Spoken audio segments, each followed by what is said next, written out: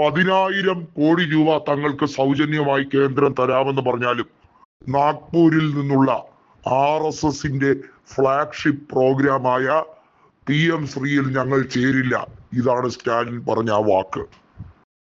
ഇത്തരത്തിൽ ഒരു വാക്ക് പറയാൻ കേരളത്തിലെ മുഖ്യമന്ത്രിക്കോ അതല്ലെങ്കിൽ മറ്റ് ഏതെങ്കിലും സംസ്ഥാനങ്ങളിൽ കോൺഗ്രസ് ഇതര മുഖ്യമന്ത്രിമാർക്കോ കഴിയുന്നുണ്ടോ എന്ന ചോദ്യമുണ്ട്. ഒരുപക്ഷെ കോൺഗ്രസിന്റെ കൂടെ സഖ്യം ചേർന്നതിൽ ഏറ്റവും ശക്തമായി അനീതിക്കെതിരെ നിയമയുദ്ധം നടത്തുന്ന ഒരു നേതാവാണ് MK സ്റ്റാലിൻ.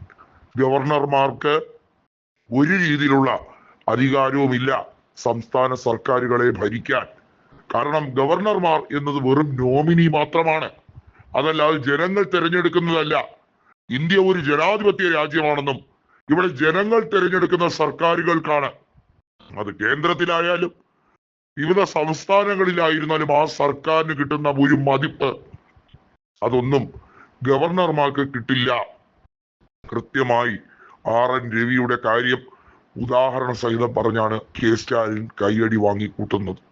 തമിഴക വെട്രിക്കഴകമല്ല, വിജയ് എന്നല്ല ഒരാൾ വന്നാലും ഈ പ്രസരിപ്പിനെ മാറ്റാൻ അത്ര എളുപ്പത്തിലൊന്നും കഴിയില്ല. ഇനി ഒരു യുഗം കൂടി, ഒരു പതിറ്റാണ്ട് കൂടി സ്റ്റാലിൻ തന്നെയായിരിക്കും ഭരണചക്രം തിരിക്കുക എന്ന് തമിഴ്നാട്ടിലെ ജനതയെ സാക്ഷ്യപ്പെടുത്തുന്ന പഞ്ച് ഡയലോഗാണ് അദ്ദേഹം പറഞ്ഞിരിക്കുന്നത്. അന്നാമലയൊക്കെ ഒരുപാട് ശ്രമിച്ചു നോക്കി, വർഗീയത വിളമ്പി വോട്ട് കച്ചവടം നടത്തി അവിടെ സീറ്റുകൾ പലതും കൊയ്തെടുക്കാൻ. കോയമ്പത്തൂരിൽ നിന്ന് അന്നാമലയെ 8 നിലയിൽ പൊട്ടിച്ച് കെട്ടിച്ചു DMKയുടെ സ്ഥാനാർത്ഥി തന്നെ. അതാണ് സ്റ്റാലിൻ മാജിക്, അതാണ് സ്റ്റാലിന്റെ നിശ്ചയദാർഢ്യം.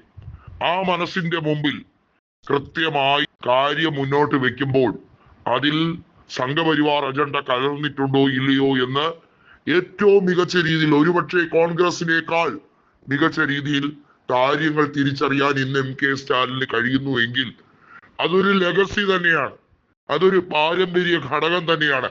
അതൊന്നും ഏച്ചുകെട്ടാൻ മറ്റാളുകൾ ശ്രമിക്കണ്ട എന്നുള്ള ഒരു ഉദാഹരണം കൂടിയാണ് സ്റ്റാലിന്റെ വാക്കുകളിൽ സ്ഫുരിക്കുന്നത് എന്ന് തന്നെ പറയാം.